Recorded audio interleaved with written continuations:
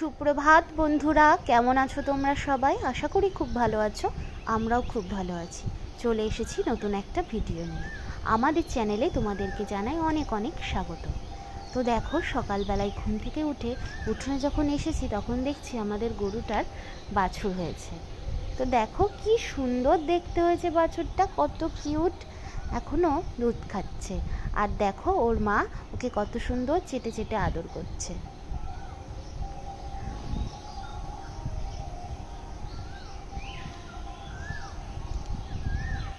তো আমি তো ভীষণ এক্সাইটেড ছিলাম যে কবে আমাদের গরুটার বাছুর হবে, কবে দেখব। তো এখন খুব ভালো লাগছে। তো দেখো বন্ধুরা, এটা হচ্ছে আমাদের কুমড়ো গাছ। কত সুন্দরভাবে এটা সজনে গাছের গা বেয়ে বেয়ে উঠেছে। সজনে গাছটাও নতুন কেবল পাতা বেরোচ্ছে। আর আজকে রান্না হবে পাবদা মাছের সর্ষে পোস্ত আর এঁচোড় চিংড়ি। তো এঁচোড় চিংড়ি হবে বলে মা চিংড়ি মাছগুলোকে আজকে বেছে নিচ্ছে। তো চিংড়ি মাছগুলো ভালো করে পরিষ্কার না করলে খাওয়া যাবে না। প্রথমত খোসাগুলো ফেলতে হবে, তারপরে চিংড়ি মাছের ওপরের ওই অংশটা থেকে একটা কালো রঙের সুতোর মতো অংশ বেরোয়, ওইটাকে বের করে দিতে হবে। তাহলে নোংরাটা পরিষ্কার হয়ে যাবে। তারপরে চিংড়ি মাছটা আমরা খাই। তো তার আগে একবার আমি তো লবণ আর হলুদ দিয়ে প্রত্যেকটা মাছই আমি ধুয়ে নিই। তোমাদেরকে তো এর আগের ভিডিওতেও বলেছি সেটা তো আমি করি। সেটা করার পরে মাছটাকে ধুয়ে আবার নুন হলুদ দিয়ে ভালো করে ভাজি। তো দেখো মা চিংড়ির খোসাগুলো ছাড়িয়ে নিচ্ছে।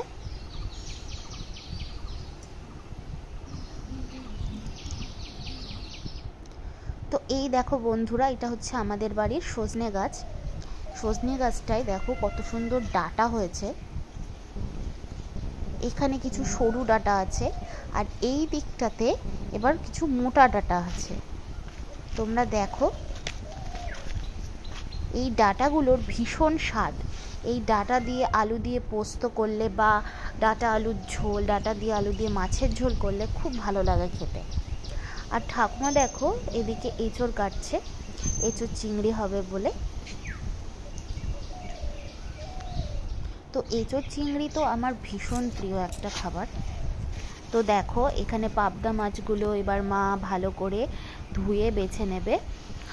আর সত্যি কথা বলতে পাবদা মাছও আমার ভীষণ ফেভারিট। আর এঁচোড় চিংড়ি তো আমি খুব ভালোবাসি, খুব মানে ভীষণ ভালোবাসি। আসলে এঁচোড় খেতেই আমি খুব ভালোবাসি, সেটা নিরামিষ এঁচোড় হোক আর চিংড়ি দিয়ে হোক। চিংড়ি দিয়ে আরও বেশি ভালো লাগে। তো দেখো মা ভাত বসিয়ে দিয়েছে, ভাতটা এখন হচ্ছে। ভাতটা হয়ে যাওয়ার পরে আমি রান্নাটা শুরু করব। তো দেখো এইটা হচ্ছে আদা, লঙ্কা, কাঁচা পাকা লঙ্কা আর জিরে। এটা আমি ভালো করে মিহি করে বেটে নেব। এটা হচ্ছে এঁচোড় চিংড়ির জন্য।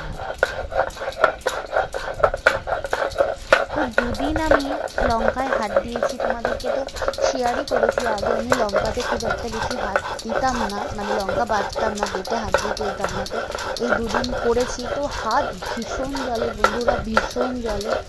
মানে কি বলবো তোমাদের, আমার পরে ভীষণ কষ্ট হয়। কিন্তু আমি ভেবেছি যে প্রত্যেক দিন এরকম মানে লঙ্কা বেটে যদি হাত দিয়ে তুলি তাহলে ঠিক অভ্যাস হয়ে যাবে, তখন করতে পারবো, তখন আর অসুবিধা হবে না। তো দেখি কতদিন পারি, যতদিন পারবো সহ্য করতে আমি লঙ্কাটা হাত দিয়ে তুলব। তো মিহি করে লঙ্কা বাটা আমার হয়ে গেছে।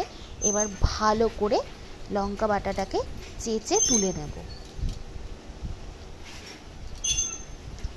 এমনভাবে তুলতে হবে যাতে শিলের গায়ে বেশি না লেগে থাকে।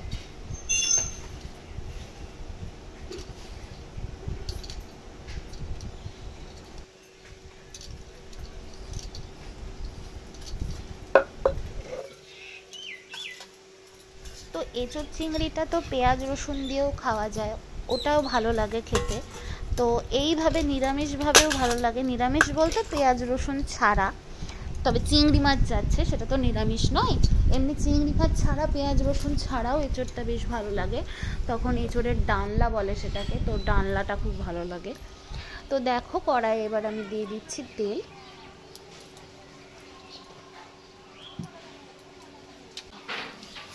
তারপরে দেখো এই পাবদা মাছটাই নুন আর হলুদ মাখিয়ে নেব, নিয়ে ভালো করে মাছগুলোকে ভেজে নেব। আর মাছে নুন হলুদ মাখানোর আগে কিন্তু আমি একবার লবণ আর হলুদ দিয়ে ভালো করে মাছটাকে ধুয়ে নিয়েছি।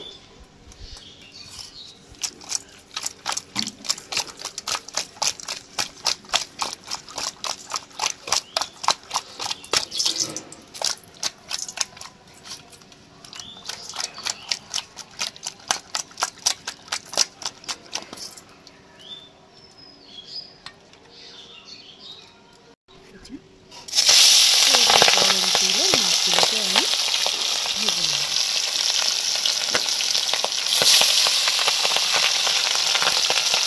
জানো বন্ধুরা, আমি পাবদা মাছ এর আগে কখনো রান্না করিনি, এই প্রথম রান্না করেছি বিয়ের পরে। তো আমি জানতাম না যে পাবদা মাছ তেলে দেওয়ার পরে ভীষণভাবে ফাটে। তো এই দিন পাবদা মাছ তেলে দেওয়ার পরে এত তেল ফেটেছে, আমার মানে হাতে এসে তেল পড়ে আমার হাত পর্যন্ত পুড়ে গেছে, আমি বুঝতে পারিনি। তো এই পাবদা মাছ ভাজতে গিয়ে আগের দিনকার সত্যি একটা বিপদের মুখে পড়েছিলাম।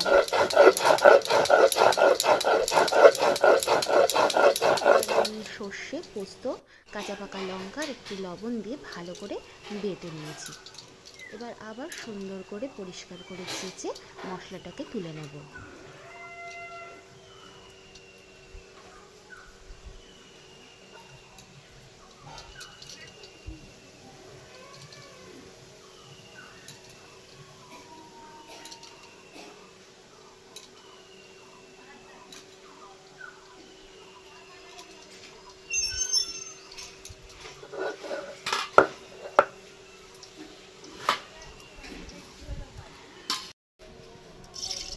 এবারে দেখো তেলে দিয়ে দিলাম সর্ষে ফোড়ন, তারপরে দিয়ে দিলাম সর্ষে, পোস্ত আর কাঁচা লঙ্কা বাটাটা। এবার ভালো করে এটাকে একটু কষাতে হবে।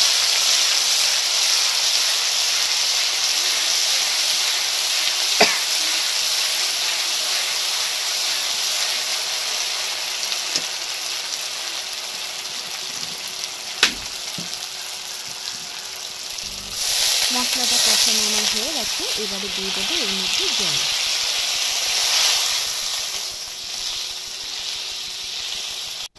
তো জল দেওয়ার পরে পরিমাণ মতো লবণ, পরিমাণ মতো হলুদ আর সামান্য চিনি দিয়ে দেবো।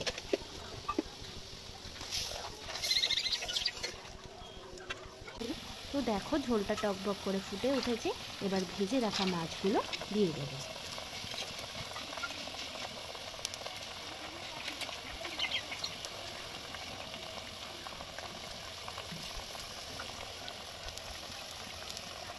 তো তোমরা কারা কারা এরকম সর্ষে পোস্ত পাবদা মাছের খেতে ভালোবাসো কমেন্ট করে কিন্তু অবশ্যই জানিও।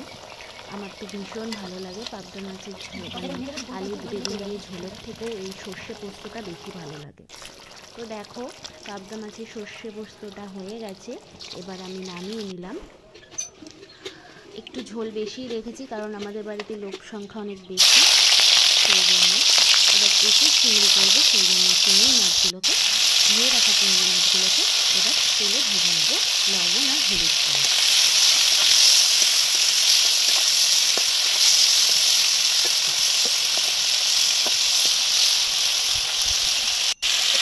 দেখো চিংড়ি মাছগুলো ভাজা হয়ে গেছে, এবার চিংড়ি মাছগুলোকে তুলে নেব।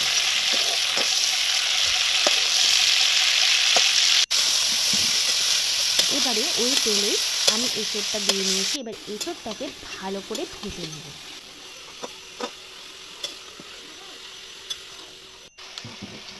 তারপরে দিয়ে দিলাম লবণ পরিমাণ মতো আর পরিমাণ মতো হলুদ।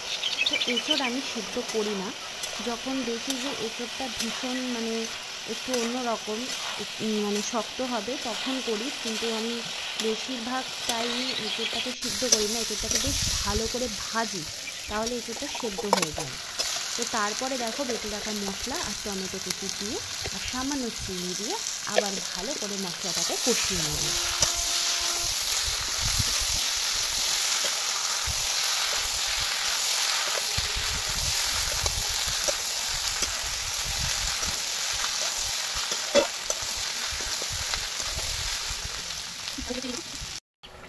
মশলাটা কষিয়ে আমি হালকা জল দিয়ে থালা দিয়ে ঢেকে দিলাম।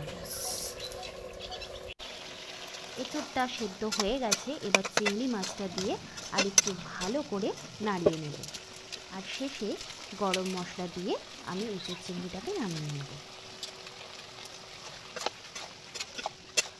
তো বন্ধুরা, আমার এঁচোড় চিংড়িটা তো হয়ে গেল। ভিডিওটা কেমন লাগলো কমেন্ট করে জানিও। আজকের মতো টাটা।